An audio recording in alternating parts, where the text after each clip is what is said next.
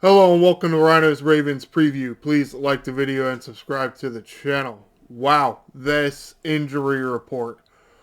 Holy shit. Reminds me of a lot of the Baltimore Orioles season. Just can't keep your key players healthy or keep enough of your key players healthy to make it seem like you can be competitive. That's disappointing. Now, the difference between baseball and football is the roster is technically more than twice as big. So, there's that benefit there. Okay, yeah, maybe you got the same number of key players out. Well, you got 53 on your roster instead of 26. This is different. Speaking of that, let's get to the injury report. You can see them on BaltimoreRavens.com. Here's their injury report page. Yeah, it's one of the biggest that I've seen in a while. Chidobe Awuzie, cornerback, dealing with a hamstring injury, already ruled as out. Kyle Hamilton, yeah, he's got a groin issue. He's listed as questionable. Now, you look at his participation in practice. Wednesday limited, Thursday, Friday did not participate. Now, you could probably look at that in two ways. One is Wednesday, he's limited just to try to save himself to be able to play Sunday. Or he went and tried to give it a go Wednesday and he couldn't really go. They're going to have services of Hamilton this weekend or not. It's very tough to say. Because you think about some of these guys, how much do they really need to practice? As far as like physical practice, be involved in some of the film room and the game plan and such, it's a little different. Can a player with the status of Kyle Hamilton, could he play? Sure, absolutely. I think he's that talented and he knows his defense well enough. But we'll just have to see tomorrow. Marlon Humphrey, calf issue, ruled as out, didn't participate in practice all week. One of them guys that was listed as out relatively early. Yeah, with Awuzie and Humphrey out, going to be looking at guys like Keon Martin, TJ Tampa to step up. Also, potential for Jair Alexander to be active this week. Now, reading some of the posts that I've seen, Alexander hasn't been active. It's not because that he has been too injured to play. It is more about the recovery and getting back up to his or close to his 100%. It's just taking a little longer for him to get back up to being himself. He's getting a lot closer to that. An article that shows some research on that. Lamar Jackson, that's probably the biggest news, maybe, I guess. Depends on who you are, because I look at the quarterbacks out and maybe Hamilton being out, I'm like, man, your defensive back depth that you've been going after, Eric DeCosta, that's coming in to test right now, huh? Big test Sunday. Yep. See if you did a good enough job. Because I've been saying you should be going after pass rushers because you do need to put pressure on the quarterback, and also that will help your pass game. Okay. Mark Jackson didn't practice all week, hamstring out, probably out for 2 weeks, at least 2 games. Now, there's a bye week coming up soon.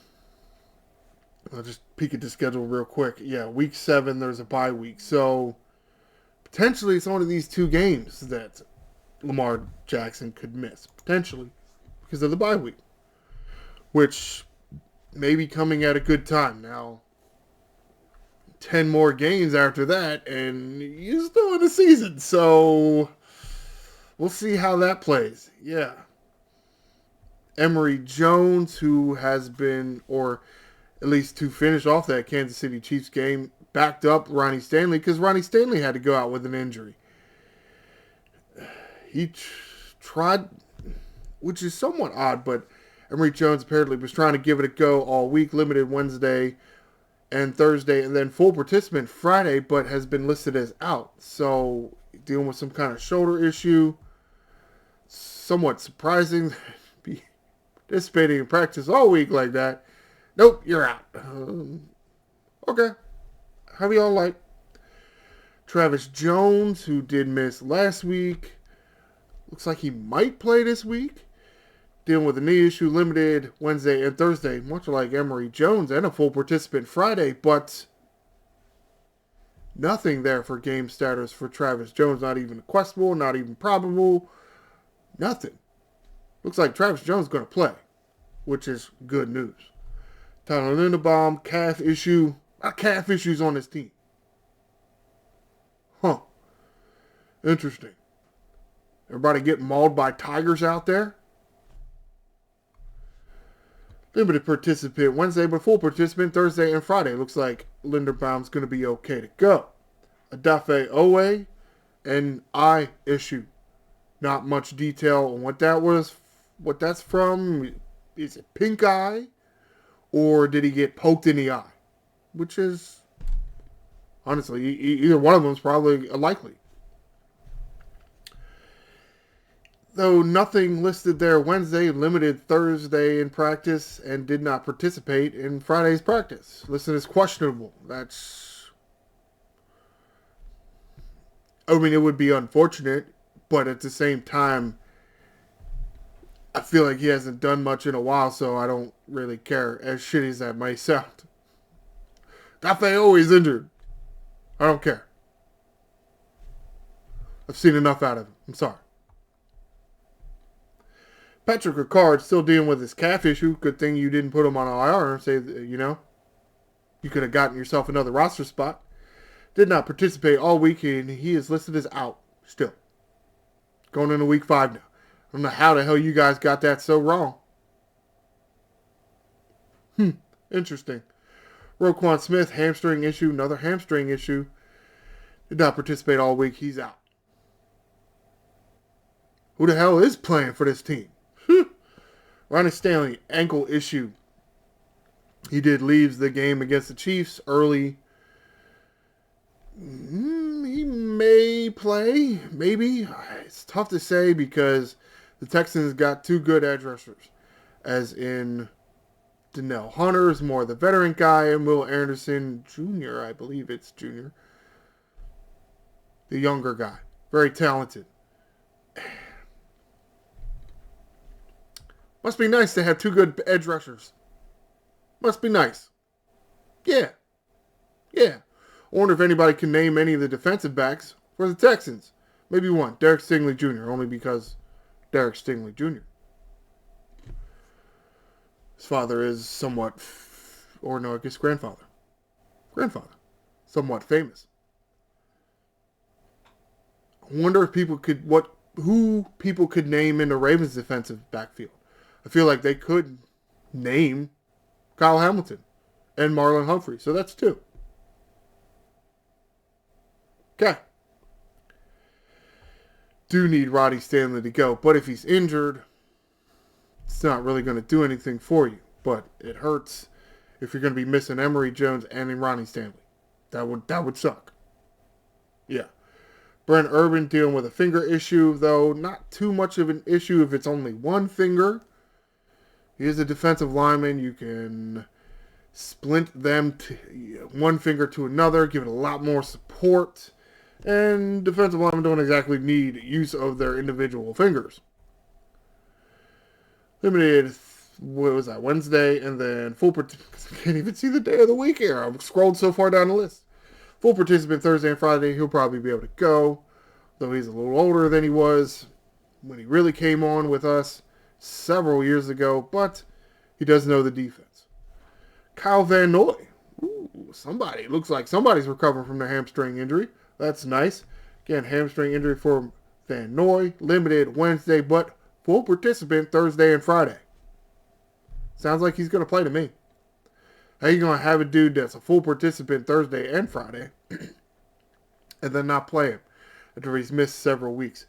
What was his status last week? Because I feel like he made at least... Oh, shit. What the hell week is it? Oh, okay. Oh, I see how they're going now.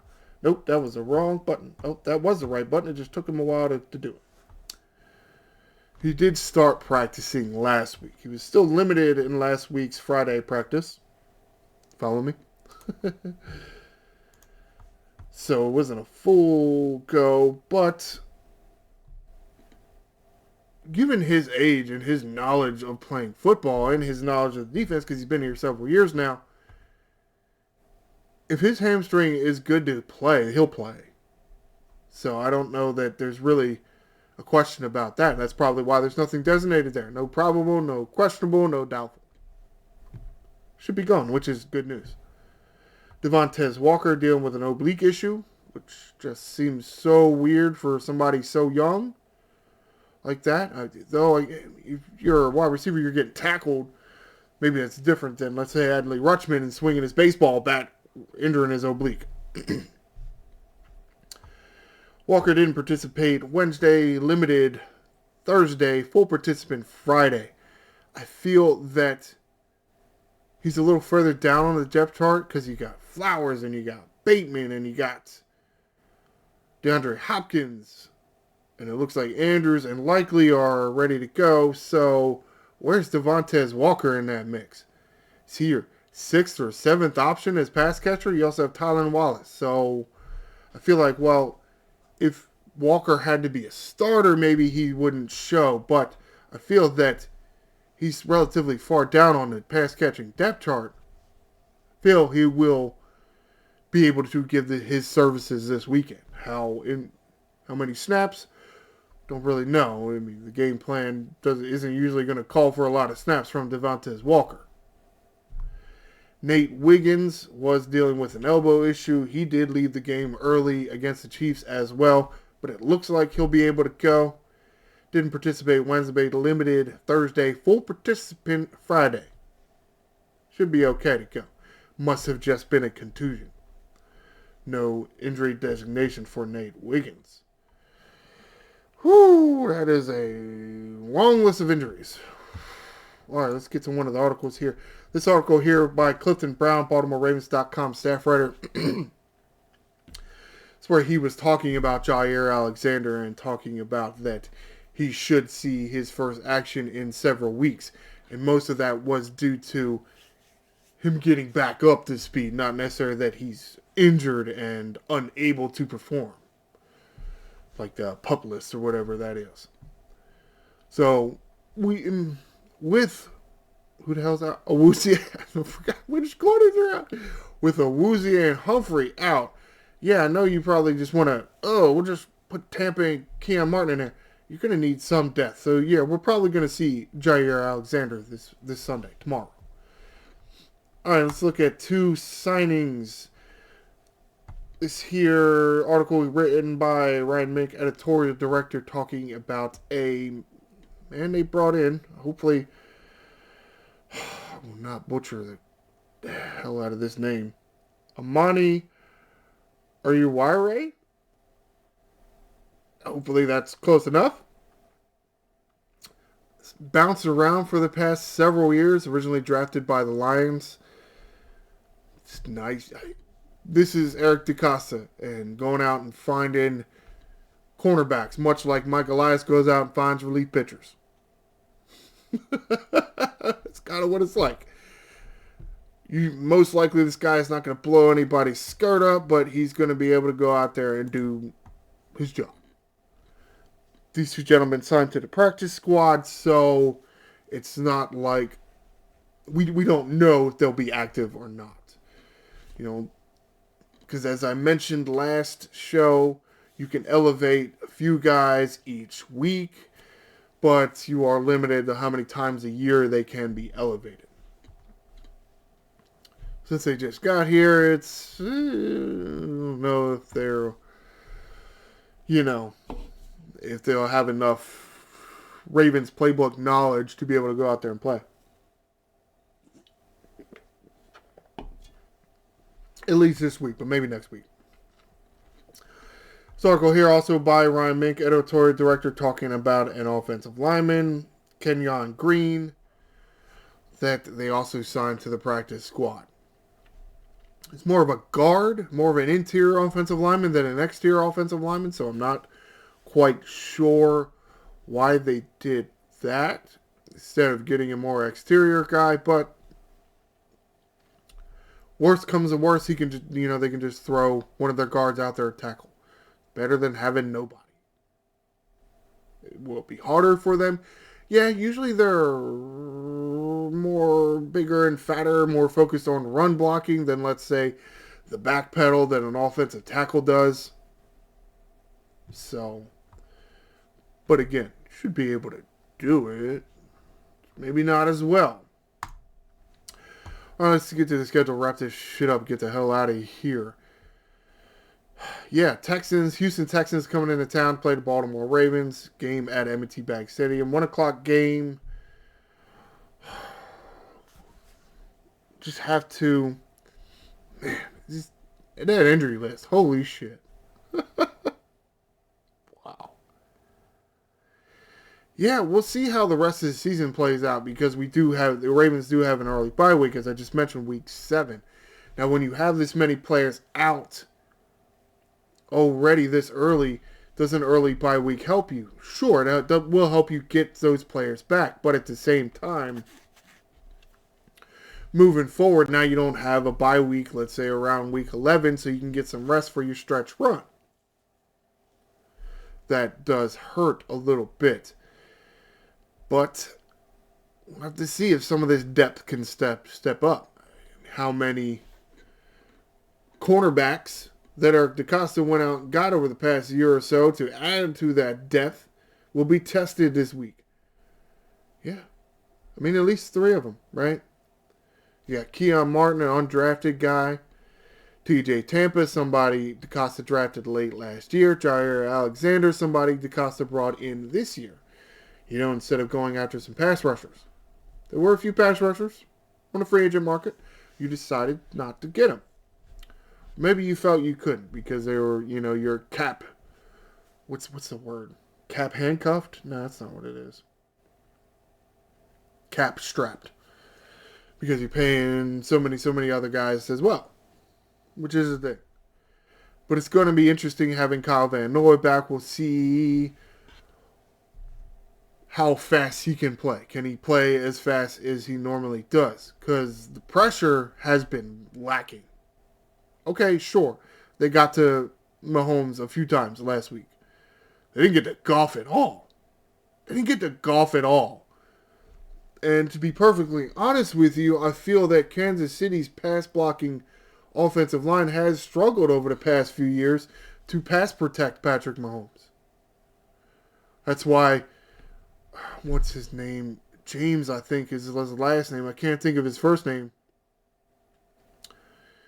Because you remember the first game of the year last year and how Stanley and James were getting flagged all over the place just because they're trying to be back a little bit just so they can get in that back pedal, that good pass blocking stance a little quicker. Because they've struggled. So, getting 2 or 3 sacks against Patrick Mahomes, I think it was only 2. I don't even remember.